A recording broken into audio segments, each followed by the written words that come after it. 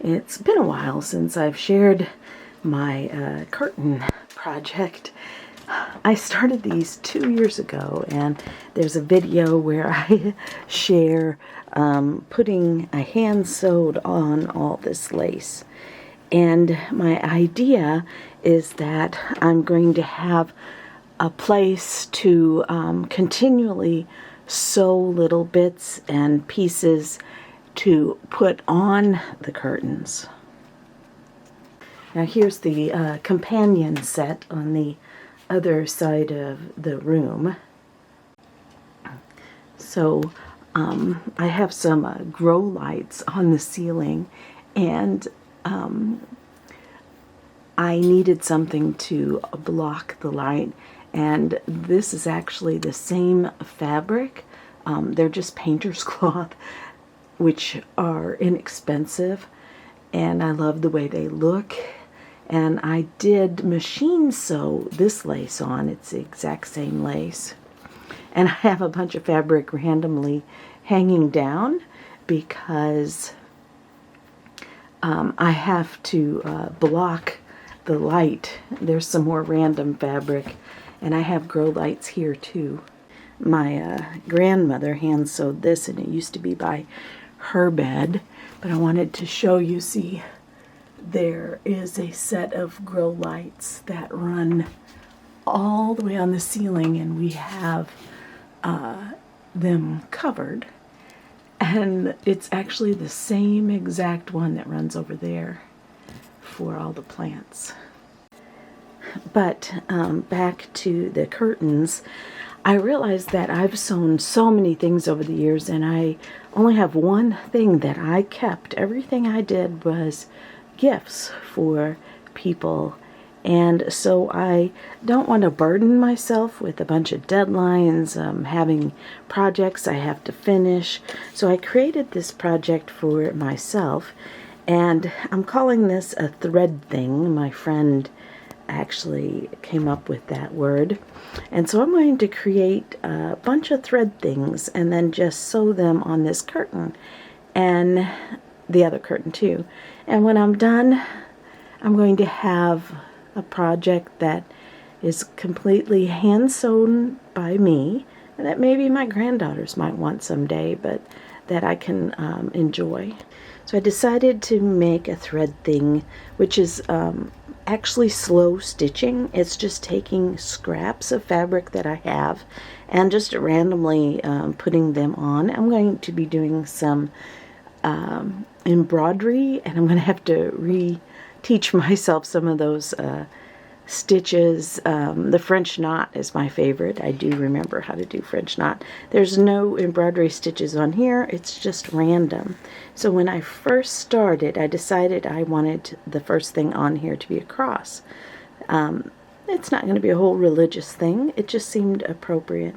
So I took these 2 scraps of fabric in the middle, and I actually frayed them on each end. I don't know if you can see that they're frayed, because I thought that represented my frayed life in Christ. I'm broken, I'm messed up, I'm a sinner.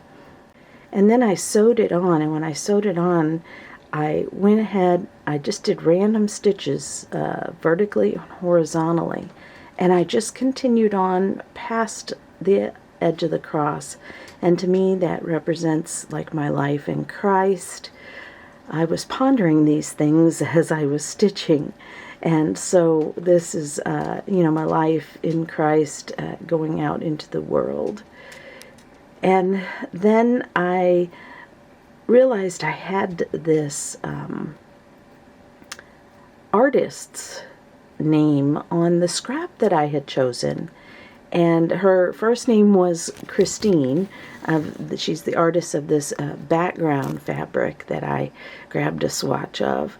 And I realized that I could cut off the end of her name, Christine, and I would have Christ.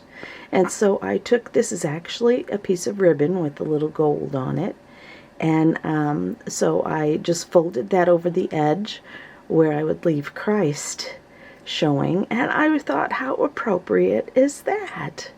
Now, when I folded it over, the back side is not as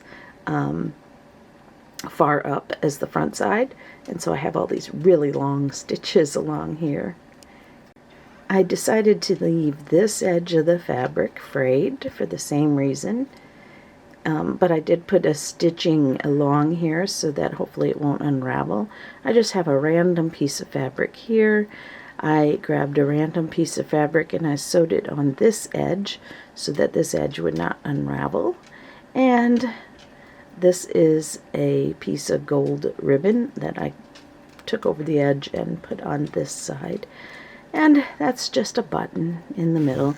And I decided to call it stops for this one. And I stood here and sewed it directly onto my curtain as my curtain's hanging. I just plopped it in a spot and sewed it on. So I'm going to start my next one, and I hope to share my little thread things as I put them on. Maybe they'll be short videos. And I encourage you to do this too. The slow stitching is, you know, anything goes, anything is right. Just grab fabric and put it together and layer it up or whatever you want to do. Be creative, but when you're slow stitching, it's kind of like when you're reading a book, or when I'm doing my digital scrapbooking on Photoshop, or other hobbies. When I'm gardening, it just is a way to have your mind forget about the worries of the world. You're so busy doing your little thing that you forget about reality for just a little while, and it's a stress reliever.